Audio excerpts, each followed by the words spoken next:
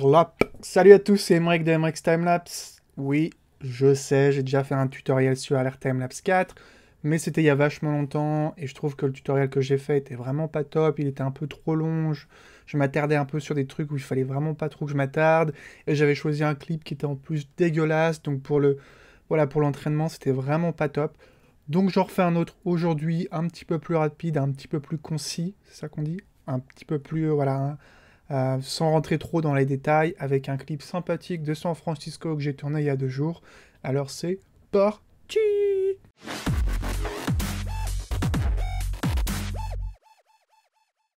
Donc voilà, Alert Timelapse, comment ça se présente. Je vais bouger ma main pour vous montrer, mais vous voyez pas ma main au final. Je vais bouger la souris. Ici, à la place du logo, vous aurez votre timelapse. Ici, c'est le workflow. Et là, vous aurez toutes les métadonnées et les exif data de vos photos. Donc, on va aller chercher... le dog, casse-toi. On va aller chercher notre séquence photo. Aujourd'hui, on travaille sur Golden Gate 4. 310 photos qui fait 10 secondes sur une base de 30 images par seconde. Les images par seconde, vous pouvez les changer à la fin quand vous exportez votre vidéo. Les 30 images par seconde, c'est juste pour la preview que vous voyez sous vos yeux. Donc, en attendant que la courbe bleue preview luminance, donc la luminosité de votre timelapse, en fait, se crée, on va parler rapidement des workflows. Donc, les workflows, c'est super simple. Vous cliquez dans les boutons dans l'ordre où ça se présente. Vous avez un basique, vous avez un visuel, un long terme pour les timelapses sur des mois, des jours. Et apparemment, on peut faire des vidéos aussi que je n'avais... Voilà, j'ai jamais utilisé ça. En fait, j'ai jamais utilisé long terme et basique non plus, j'utilise toujours Visual Workflow.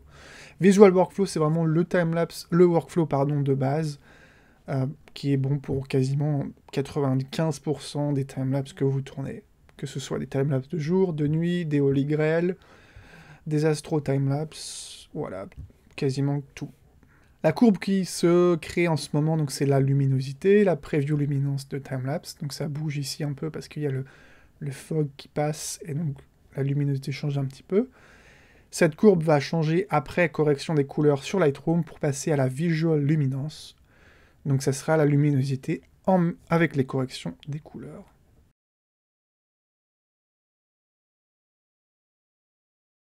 Voilà, la courbe bleue est maintenant terminée. On peut lire le timelapse.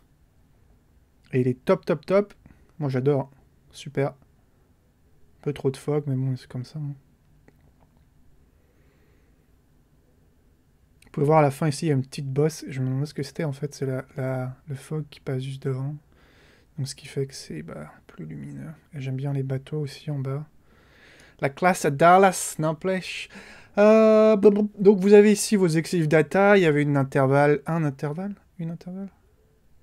de 1 seconde. Diaphragme 9, F9. Shutter speed qui est la vitesse d'obturation à 1/125e, ISO 50, donc on sera tranquille avec le grain.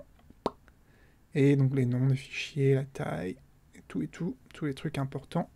On commence, première étape, c'est créer des keyframes.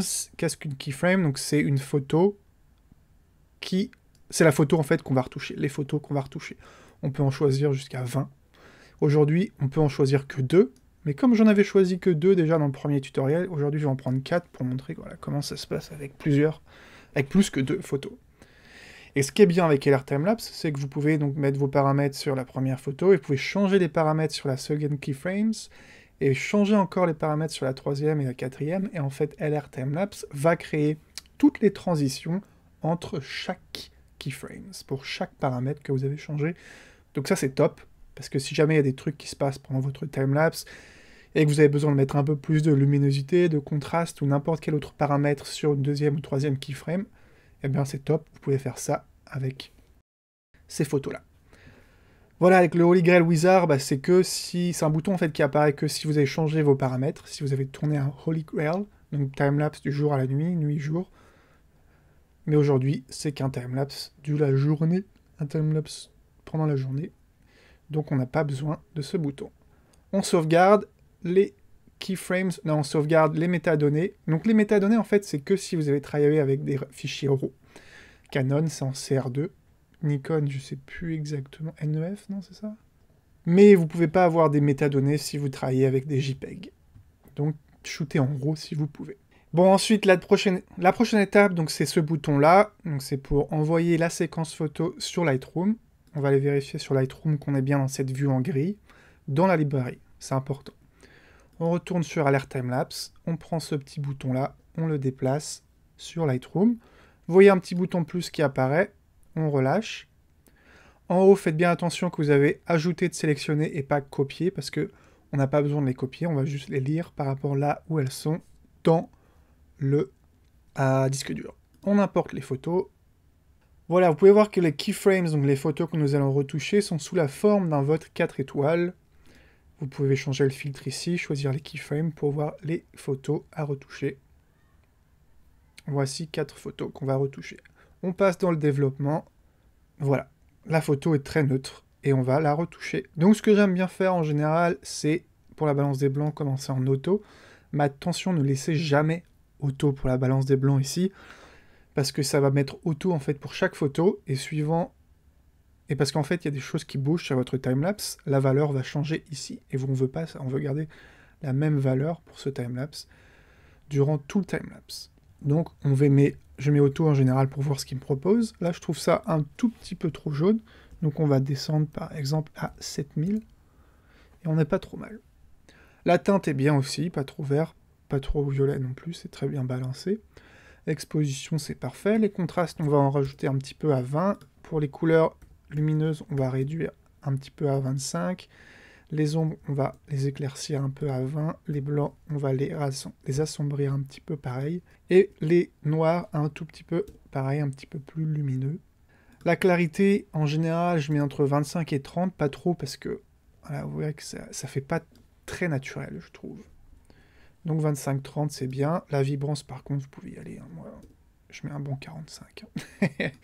Et genre la saturation à 11 pour avoir des couleurs qui pètent, mais pas trop, tout en restant assez naturel.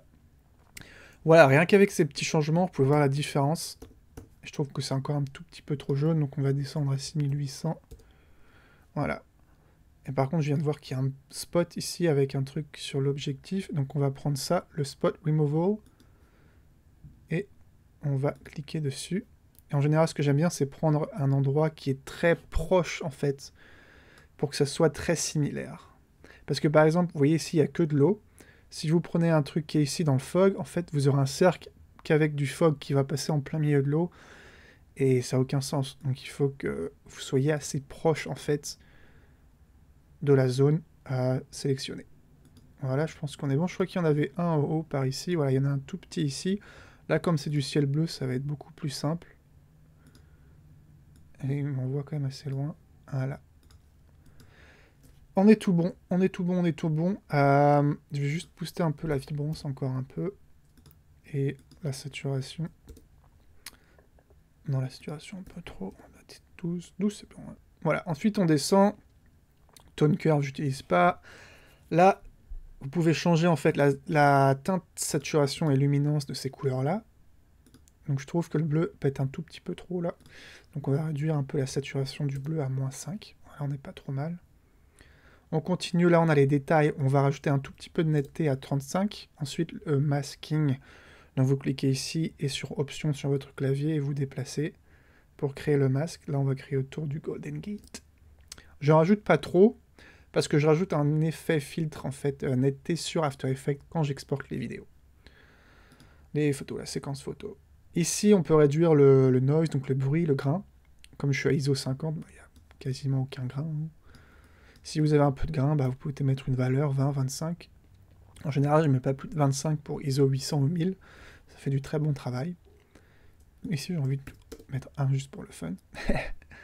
Ensuite, on a la correction de l'objectif. Donc, on va supprimer l'aberration chromatique. Pas facile à dire. Je pense pas qu'il y en ait parce qu'on est en pleine journée et que l'objectif était très bon et que c'est super clair. Et ensuite, très important, on va enlever l'effet de l'objectif. Vous pouvez voir la différence. Donc ça a été tourné avec un Canon EF 24-105 f4 à 24 mm, donc très large. Et vous pouvez voir que ça enlève le vignetting et ça enlève l'effet un peu arrondi de l'objectif. Vous pouvez également supprimer encore plus de vignetting ou en rajouter si vous aimez. Moi j'aime bien laisser à 100 en général, ça suffit, c'est très bien. peut peut-être en enlever un tout petit peu. Les bords sont un peu courts. Et ensuite, si vous pouvez faire du DS, c'est-à-dire si vous avez un peu de brume ou de pollution sur vos images, vous pouvez mettre un peu de cet effet, et ça va supprimer un peu cette brume, pollution, ce nuage, qui pollue un petit peu votre photo. Ici, on n'a pas du tout, c'est très clair. C'est très très bien, mais ça fait du très bon travail. Donc voilà, avant, après, vous pouvez voir la différence, il y a quand même un produit qui est quand même un petit peu plus acceptable. On peut le cropper ici si vous voulez. Là, je vais le rester comme ça je peux le cropper après sur After Effects. Par contre, je vais utiliser la rotation pour le mettre un petit peu plus droit. J'ai l'impression que c'est pas très très droit avec le pilier du pont. Voilà, je pense qu'on est pas mal là. Donc ici, Y, vous pouvez voir avant, après. On a quand même un truc qui est plus présentable. Ouais, c'est sympa. Plus jaune, plus bleu. Ouais, les couleurs sont vraiment cool. Bon, une fois que vous avez terminé sur la première photo, vous sélectionnez, vous cliquez, vous restez sur la première et vous sélectionnez celles d'après. Vous allez dans Script en haut et 01 LR Timelapse Sync Keyframe, donc qui va copier quasiment tous les paramètres sur vos photos. Quand je dis quasiment, c'est qu'il y en a quelques-uns qu'il faut synchroniser avec Lightroom. Donc vous restez comme vous êtes, vous synchronisez et vous choisissez ces 4 paramètres. La correction de l'objectif, ces deux-là, et le crop. Donc on synchronise, et maintenant voilà, vous avez copié tous les paramètres de la première photo sur les 3 autres. Donc vous passez à la deuxième. Donc là, comme c'est de journée, il n'y a pas grand chose qui change. Je vais juste rajouter un tout petit peu plus de contraste sur celle-là. Passer à 25, et un tout petit peu plus de clarité à 30, pardon. Maintenant, vous allez changer les paramètres de cette photo, donc vous faites pareil, vous prenez la photo et vous sélectionnez les deux autres, Script, 01 Alert Timelapse Sync Keyframe. Vous n'avez pas besoin de faire synchroniser par ici, parce que vous n'avez pas changé les paramètres qu'on synchronise avec Lightroom. Vous n'avez pas changé la correction de l'objectif ou le crop sur la deuxième photo, donc il n'y a pas besoin de synchroniser. Voilà, on passe à la troisième photo, là on est bien, pas vraiment besoin de retoucher, on va, pour le fun, passer à 30 en contraste. Voilà, il n'y a pas grand chose à dire. On sélectionne la dernière, on fait la même chose, on sélectionne la dernière photo, et on est bon. On retourne dans cette vue en grille, on peut vérifier les photos si elles sont bien. Vous avez une petite preview de votre timelapse. Vraiment petite, hein, parce que 4 photos sur 300. On retourne sur la vue en grille, vous sélectionnez toutes vos photos, metadata, save metadata to file, ou alors commande S, CTRL S, je crois que c'est sur Mac. Commande S sur Mac. Sur PC, je sais pas. Donc là, vous avez sauvegardé les métadatas, les métadonnées de ces 4 photos, et on n'a plus qu'à aller sur LR Timelapse, recharger les métadonnées, et vous allez voir que LR Timelapse va lire les métadonnées que je viens de corriger avec Lightroom. Donc vous pouvez voir que là, c'est que sur la première photo, et il va falloir faire les transitions avec toutes les autres photos. Donc c'est la prochaine étape, auto transition. Et voilà, maintenant vous avez, si vous cliquez sur All, vous pouvez voir, ici c'est la courbe blanche, donc c'est les contrastes que j'ai changés. Vous pouvez voir qu'à la première keyframe, c'est à 20, ici, à gauche, et qu'à la deuxième keyframe, c'est à 25, et qu'à LR Timelapse, ça fait les transitions entre chaque photo, pour la clarité également, de 25 à 30. Et vous voyez la courbe ici, en blanc pour le contraste, et en gris pour la clarité. On sauvegarde les métadonnées de toutes les autres photos, et on peut créer la Visual Previews. Donc c'est une preview en fait de votre timelapse avec les paramètres que vous avez changés.